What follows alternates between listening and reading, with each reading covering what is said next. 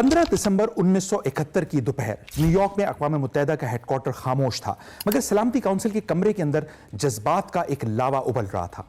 कुर्सियों पर बैठे आलमी ताकतों के नुमाइंदे सर्द महरी से सामने खड़े उस शख्स को देख रहे थे जिसकी आंखों में कई रातों की बेखाबी और लहू की सुर्खी तैर रही थी।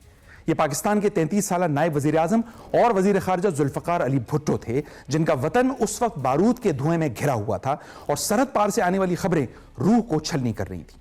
मेज पर एक करारदाद पड़ी थी, वही रिवायती लफ्जों का जाल जिसे पोलैंड की करारदाद कहा जा रहा था, जो भुट्टो की नजर में पाकिस्तान की सालमियत का कफन बनने के मुतरादिफ थी। भुट्टो ने थके हुए अंदाज में गर्दन झुकाई, फिर अचानक उनका सर बुलंद हुआ, निगाहें काउंसिल के सदर पर जम गई और आवाज गूंजी, मिस्टर प्रेसिडेंट, मैं यहां कोई लीगल केस लड़ने नहीं आया, मैं यहां अपने मुल्क को बचाने आया हूं।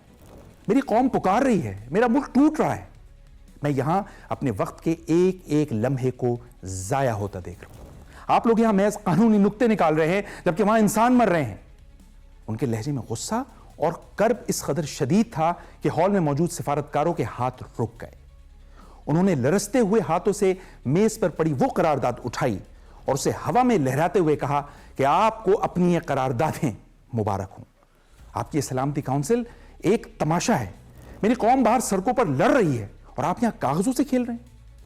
अभी किसी को कुछ समझ में नहीं आया था कि भुट्टो के चेहरे पर एक अजीब सी बेनियाजी छा गई। उन्होंने दोनों हाथों से एक करारदाद को मजबूती से पकड़ा और पूरी कुव्वत से उसे पुर्जा पुर्जा कर दिया।